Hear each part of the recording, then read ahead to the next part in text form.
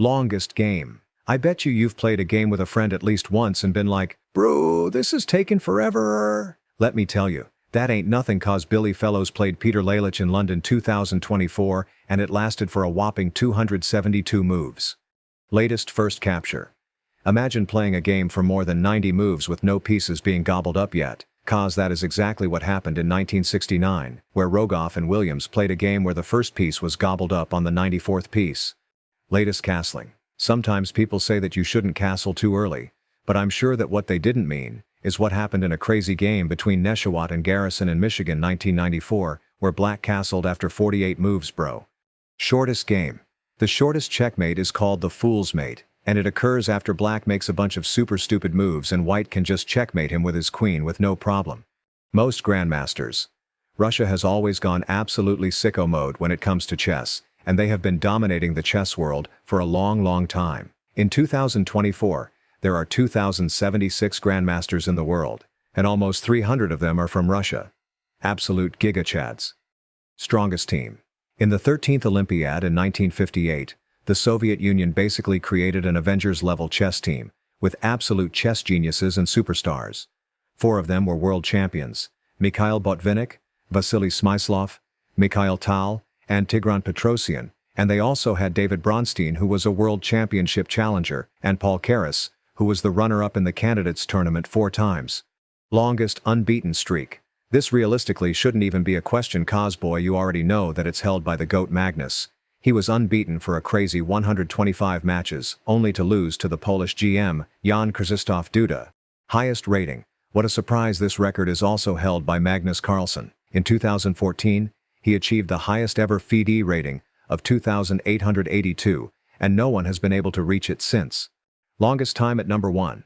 Garry Kasparov holds the record for the longest time as number 1 on the FIDE list, and this dude was the top of the world for more than 21 years. However, before the FIDE rating list, Emanuel Lasker was the unofficial number 1 for 292 months, more than 27 years.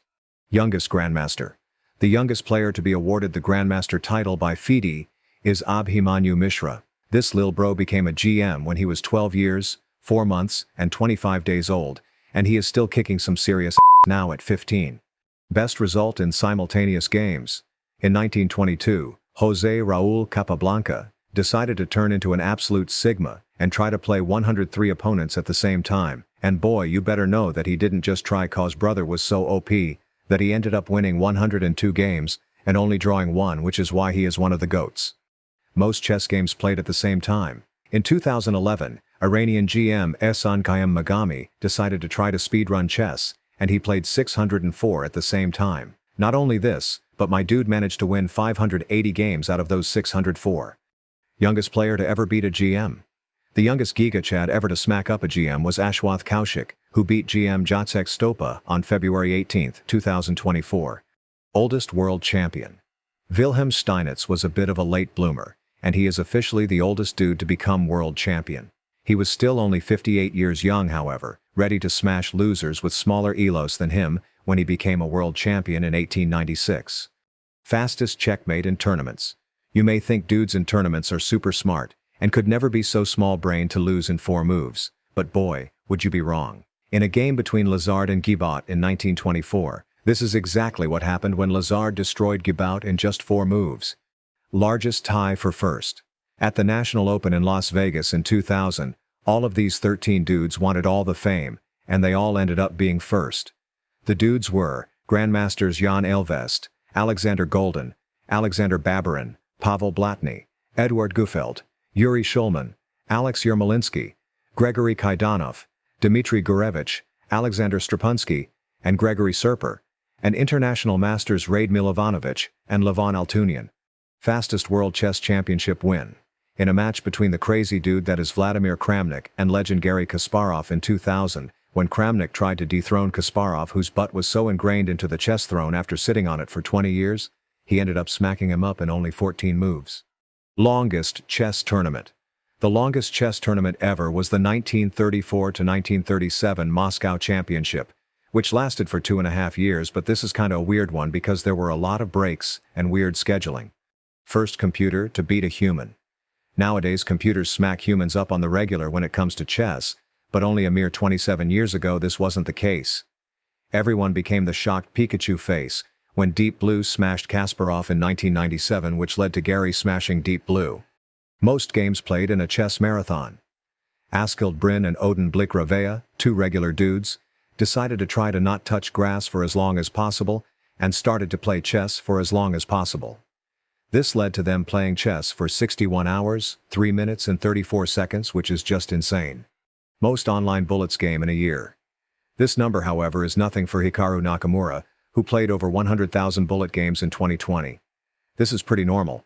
'Cause everyone was still chilling at home for most of the time 'cause we wanted to. Longest World Chess Championship. The World Chess Championship match consisted of a whopping 48 games between Karpov and Kasparov in 1984, and it ended up being cancelled. This was because both players agreed that it was simply taking too long, and Karpov was tryharding so much that he ended up losing 10 kilograms, or around 23 pounds during the match, and Kasparov ended up winning the last two games. Kasparov ended up agreeing for the championship to get cancelled, because he felt he was physically now healthier than his opponent, and that it simply wasn't fair. Most draws in a row in a World Chess Championship. In the 2018 match of Caruana versus Carlsen, there was a record of 12 draws in a row. It really does seem that neither of them really wanted it. Oldest player to defeat a GM. In a rapid match in November 2015 between Mark Taimanov and Viktor Korchnoi, Taimanov was approximately 89 years and 9 months old when he won one of the match games against Korchnoi. This dude was almost older than sliced bread, and he was still smacking dudes up. Oldest combined age of two players. This same match was the match that still holds the record for the oldest combined age between the players, with it being an insane 174 years. Most games lost on time. Sometimes there are dudes who simply can't play under time. I have been in a situation, and I know you have too, where you are destroying an opponent but, time's up, and you lose and smash your PC. However, this is just another level. At the Busum 1969 tournament, Friedrich Samisch lost all 15 games on time. Proving that he is the undisputed king of losing on time, he lost all 13 of his games at the Linköping 1969 tournament in the same way.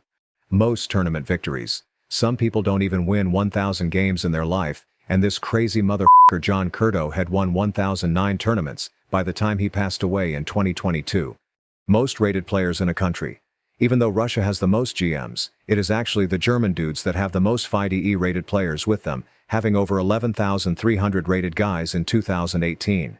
Fewest moves played in a tournament. In the 2003 Capablanca Memorial Tournament, Peter Sakali's stomach really must have decided to betray him. 'Cause I don't see any other way in which this dude managed to sit down to play a match, and every single time he would want to end it ASAP and leave, and he ended up playing only 130 moves, drawing all of his 13 games. Longest time thinking about a move.